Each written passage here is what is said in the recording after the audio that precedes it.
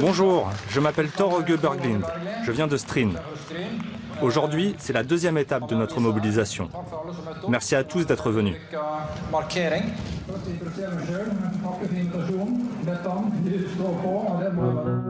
Dans toute la Norvège, un vent de révolte se lève. Celui des parents dont les enfants sont retirés de force. Ma fille a été prise à l'hôpital quand elle avait 2 jours. On ne m'a pas donné la chance d'être parent. Des souffrances individuelles. On m'a enlevé mes 2 garçons il y a 2 ans et demi. Se mêlent à des mémoires brisées. Le 3 décembre 2015, j'ai perdu 5 enfants. Ils ont failli en prendre 6. Ses parents et des milliers d'autres sont en lutte contre le système de protection de l'enfance, appelé Barnevernet en Norvège. Ces agents sont présents dans toutes les communes. Chaque année, ils enquêtent dans plus de 44 000 familles. C'est 3 fois plus qu'en France. Et chaque jour, ils décident de placer 4 à 5 enfants. Mon obligation, s'il y a le moindre conflit d'intérêts entre les parents et les enfants, c'est de prendre le parti des enfants, et non celui des parents. À quelques kilomètres au nord d'Oslo, habite un jeune couple. On va vous trouver les plus belles photos de Lucas. On voit, j'avais les larmes aux yeux. Christine et Robert ont eu un petit bébé l'année dernière, Lucas. Mais aujourd'hui, ils ne le voient plus que 8 heures par an. Ah, là, il était fatigué. Ils ont passé 1 mois tous ensemble avant d'être séparés. À quelques jours de ce qui aurait dû être leur premier Noël en famille, Christine a vu débarquer la police et des agents du Barnevernet. Robert était encore au travail. Une amie a filmé la scène.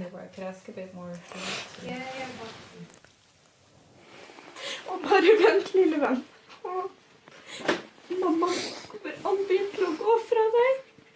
Aldri. Jeg skal kjempe hver dag for deg. Du må få med deg noe som lukter meg. Som lukter mamma. Jeg vil ikke. Jeg vil ikke. Nei, men da gir du han til politiet eller til barnevernet. La hun ta ham. Jeg er så lei meg, Kristine.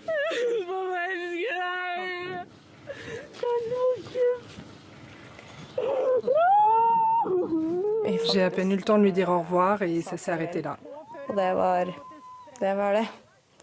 Puis on s'est retrouvés tout seuls. On était complètement dépossédés. On avait perdu le contrôle de la situation. C'est vraiment difficile à admettre qu'aussi rapidement, à une heure aussi tardive, on puisse détruire une famille.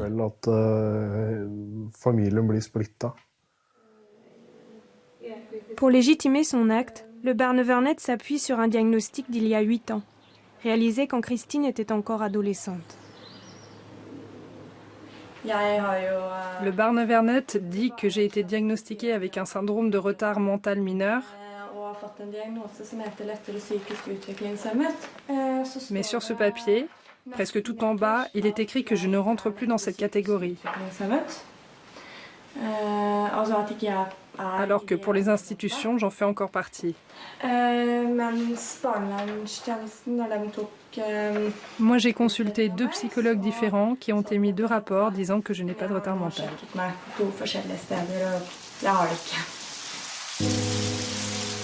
Et pour affirmer que Christine n'est pas capable de fonder une famille, le Barnevernet brandit une autre raison, plus profonde. C'est la mère de Christine qui nous l'explique, car elle est en lien avec sa propre histoire.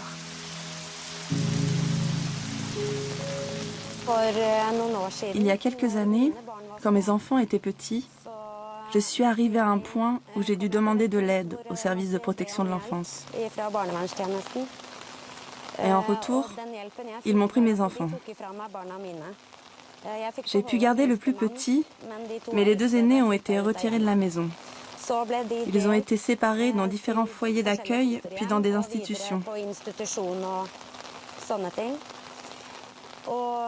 Et Christine ne s'est pas très bien adaptée. C'est à cause de cette histoire qu'ils sont intervenus et lui ont pris son enfant. Je n'imaginais pas que mon passif pourrait rentrer autant en ligne de compte et leur permettrait de prendre l'enfant.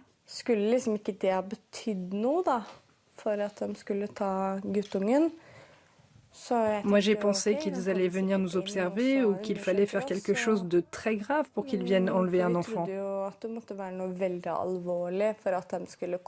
Mais apparemment, non.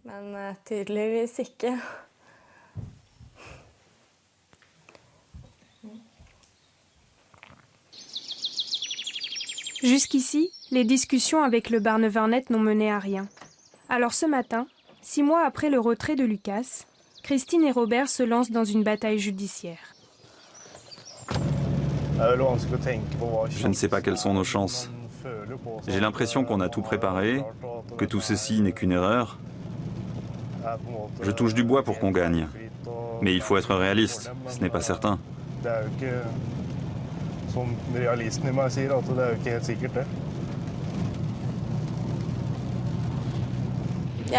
J'ai très peur d'arriver au tribunal et de devoir me battre contre le Barnevernet.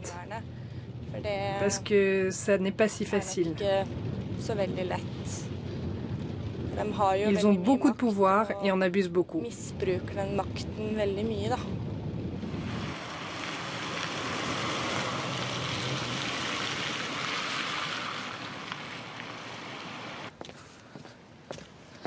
La mère de Christine est venue pour les soutenir. Allô.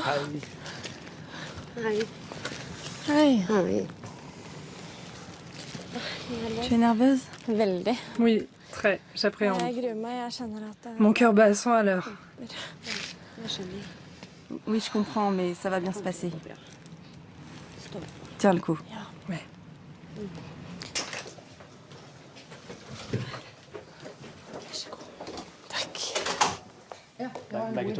L'avocat de Christine est convaincu qu'il pourra renverser la situation. Ce que je vais m'efforcer de souligner, c'est qu'on a retiré un enfant d'une jeune mère, non pas parce qu'elle l'a maltraité, mais parce qu'elle a eu une enfance compliquée. Et ça, ce n'est pas juste.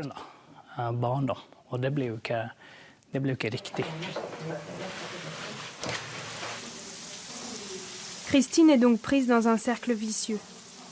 À cause de son passé d'enfant placé, le Barnevernet met en doute ses compétences maternelles. Pendant ces 3 jours de procès, Robert et Christine vont tenter de prouver le contraire, mais cela suffira-t-il? Ça m'angoisse de savoir ce que notre enfant va devenir s'il ne revient pas à la maison. Est-ce qu'il lui arrivera la même chose quand il aura des enfants? Est-ce qu'à lui aussi, on lui enlèvera ses enfants subitement? Si ça se passe comme ça, ce sera très injuste. L'histoire de ce jeune couple est loin d'être unique en Norvège. En 2015, le Barnevernet a retiré plus de 1600 enfants sans discussion préalable, une augmentation de 70% en 5 ans. Voici l'une de ces antennes, près d'Oslo. Malgré nos nombreuses demandes, c'est le seul centre qui a accepté de nous recevoir, à condition de ne pas évoquer de cas particuliers. C'est difficile à comprendre pour les étrangers, mais en Norvège, nous avons un système avancé, où les enfants ont beaucoup de droits. Ce qu'il faut peser, c'est le risque d'agir contre le risque de ne pas agir. Dans quelle situation l'enfant se retrouverait-il alors? D'après nos enquêtes, 80% des gens qu'on aide sont satisfaits. Les insatisfaits, eux, trouvent que ces interventions sont arbitraires.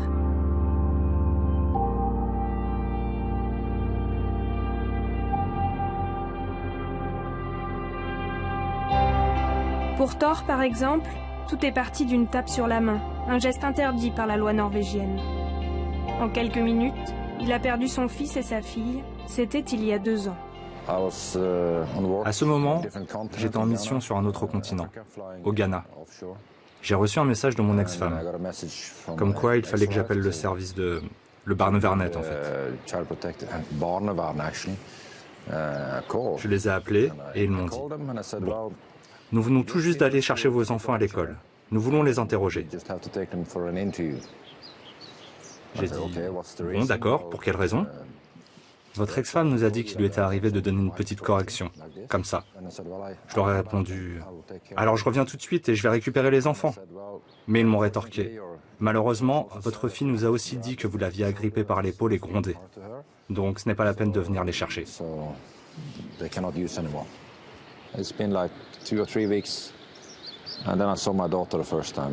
Après 2-3 semaines, j'ai revu ma fille pour la première fois. Elle a couru dans mes bras et elle a tout de suite dit « Tu me manques tellement et je veux rentrer à la maison. » Pas un seul mot de tout ça dans les rapports, rien. Parce que ça ne rentre pas dans l'histoire qu'ils veulent raconter. Ils ont détruit ma carrière, ma vie, ma famille, tout en fait. Et je vais leur faire payer.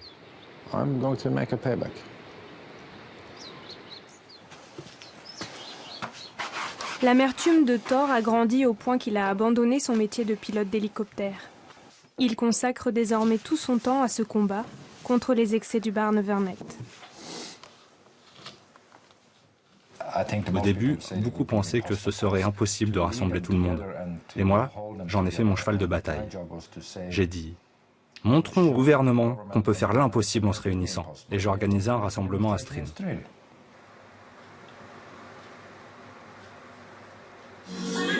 En avril, 300 personnes ont ainsi marché dans sa ville. Voilà la manif. Il a appelé cet événement le jour J. Pour lui, les forces de la résistance sont sorties de l'ombre pour la première fois. On n'avait jamais rien vu de pareil. Et ce n'est que le début. Pour mobiliser, tous les moyens sont bons. Des clips vidéo fabriqués à l'étranger et des meetings partout dans le pays. Thor reprend la route. En 2 ans, il a parcouru plus de 50 000 kilomètres pour marteler ses arguments.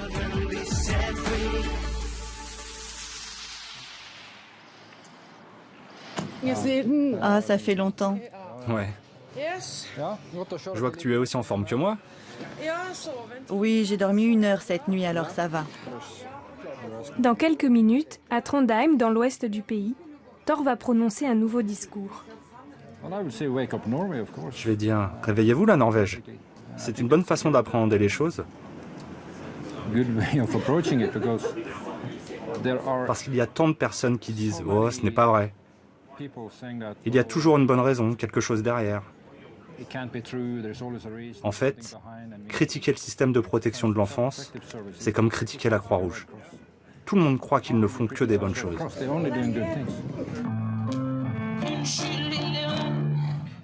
Midi approche. Sur la place centrale, seulement quelques dizaines de familles sont réunies. La prise de conscience est lente, mais bien réelle.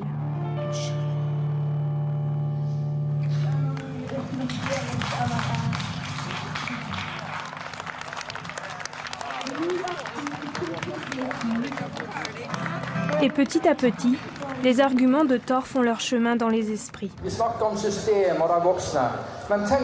C'est un système fait par des adultes. Songez à comment un enfant le vit quand on l'arrache à sa famille, ses jouets, ses amis, son école, à tout cet environnement qu'il sécurise. C'est la pire chose que l'on puisse faire. Thor s'est donné une autre mission. Recenser les témoignages des victimes souvent isolées et livrées à elles-mêmes. Comme cette famille que le Barnevernet a séparée, avant de faire machine arrière 10 jours plus tard. Voici la mère et son fils aîné. Ils ne veulent pas témoigner à visage découvert parce que ça pourrait avoir des conséquences. Ils ont peur que le Barnevernet revienne. On a été répartis dans 2 voitures. Moi, j'étais avec mes 2 frères cadets et les 2 plus jeunes étaient dans l'autre voiture. Ils étaient effrayés. Je crois qu'ils avaient autant peur que nous. Ils voulaient juste savoir où étaient papa et maman, ce qui se passait, où on allait. Tout ça ne me paraissait pas réel. C'était comme si on était dans un film. Quand mes enfants sont rentrés, j'ai fait une longue liste de tout ce qui avait changé. Ils faisaient des cauchemars, par exemple. Quand j'allais chercher le courrier, le plus petit n'était pas tranquille s'il ne me voyait pas. Et pendant longtemps, il a eu peur quand il voyait arriver une voiture qu'il ne connaissait pas.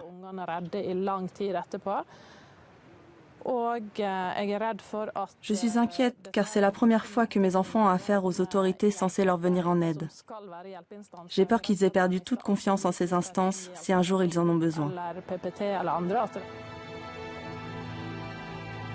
Si cette famille est de nouveau réunie, elle fait figure d'exception.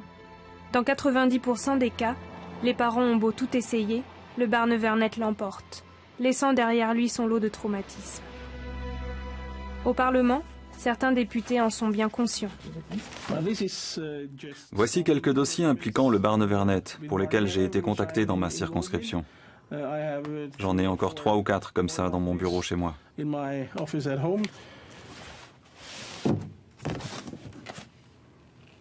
Mais les dossiers s'empilent et rien ne change. Barnevernet est devenu un État dans l'État, en quelque sorte. C'est un système dans lequel il est difficile de s'immiscer. En plus, quand le Barnevernet a pris une mauvaise décision, ou quand il perd en justice, il ne veut pas suivre le verdict du tribunal. Et il fait tout pour retarder la procédure. C'est ce que j'appelle de l'arrogance. Et c'est difficile d'imaginer que le Barnevernet puisse admettre qu'il s'est trompé. Le Barnevernet serait donc intouchable, du moins de l'intérieur. Mais avec la pression internationale qui monte, la donne pourrait changer. Car un quart des familles victimes du système norvégien sont de nationalité étrangère.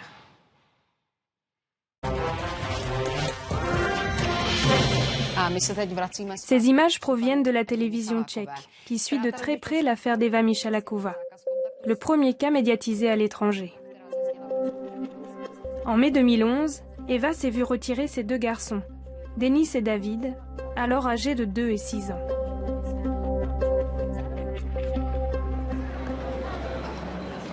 Cinq ans plus tard, nous rencontrons Eva à l'aéroport d'Oslo, à la veille de son 2e procès.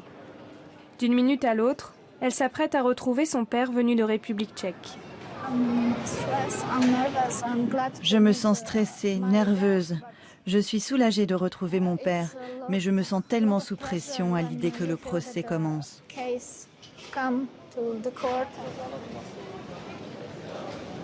Son père arrive, mais il n'est pas seul. Une députée tchèque et un conseiller juridique l'accompagnent. La télévision tchèque, elle, est déjà là. Sois forte, nous sommes ensemble. Je suis tellement nerveuse, Qui ne le serait pas? Pourquoi on punit les enfants? Vous comprenez ça? Absolument pas. En plus, il existe des textes en Europe qui attestent que dans ce cas, les enfants aussi ont des droits.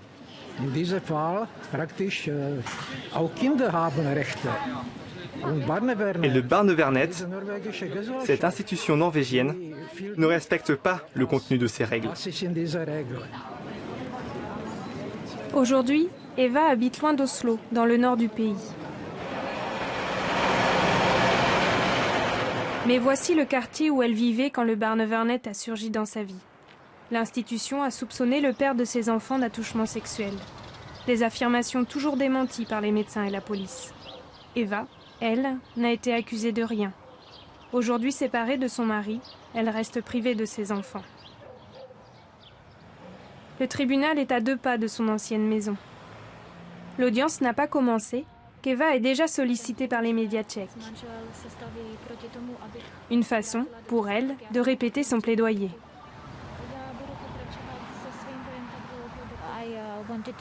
Je veux me concentrer sur le fait que mes enfants sont séparés l'un de l'autre, qu'ils n'ont pas le droit de parler en tchèque et qu'ils sont coupés de leur culture d'origine.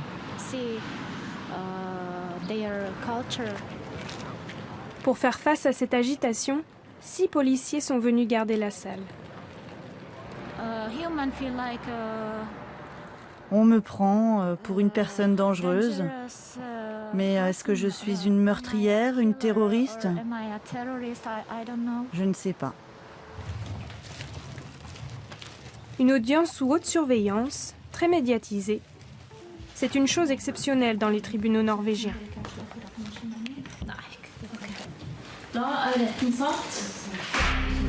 Le procès commence. Les journalistes tchèques exclus de la salle sont déjà en train d'envoyer leur premier reportage. L'attente s'installe pour 3 jours.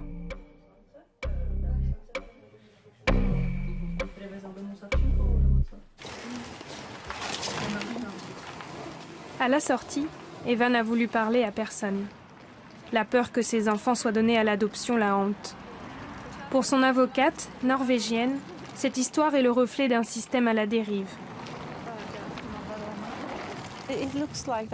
Il semble qu'ils veulent créer la meilleure société possible. Une utopie, comme l'a appelé Platon dans ses écrits. Mais je trouve ça effrayant parce que ça ne va pas marcher. Il n'y a rien de semblable à l'utopie ou à des parents parfaits. Et ça n'existera jamais. Pourtant, la Norvège semble y croire depuis longtemps. Depuis la création du Barnevernet en 1992, le pays a été condamné à 4 reprises par la Cour européenne des droits de l'homme. Sans conséquence. Alors, pourquoi un tel entêtement? Pour le secrétaire d'État, la question n'a pas lieu d'être. Bien sûr qu'il est nécessaire de se remettre en question et de voir comment on peut améliorer le système. Aucun système n'est parfait. Et des milliers d'êtres humains différents travaillent dans le système de protection de l'enfance. Des erreurs peuvent être commises et on devrait toujours voir comment on peut améliorer le système. Comment nous, les politiciens, nous pouvons l'améliorer. Mais pour cela, il nous faudra des années.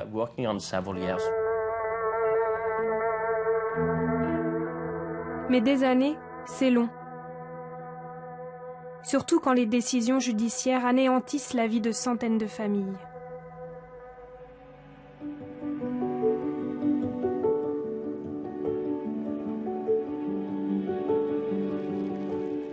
Christine et Robert ne sont pas rentrés chez eux avec leur petit Lucas. Le juge a suivi les arguments du Barnevernet. Pire, leur droit de visite est passé de 8 heures à 4 heures par an.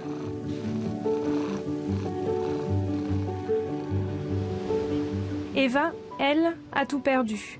Droit de visite et autorité parentale. Elle ne peut donc plus s'opposer à l'adoption de ses enfants.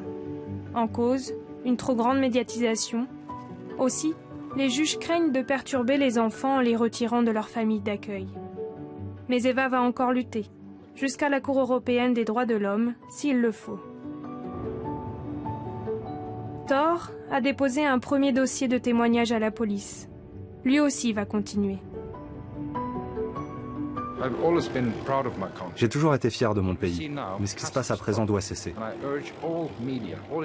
J'implore tous les médias étrangers de venir, de réveiller les médias norvégiens, les politiciens, de les pousser à s'engager.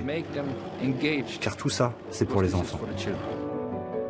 Le 1er juillet 2016, la Norvège a enfin accepté d'appliquer la Convention internationale de La Haye sur la protection de l'enfance.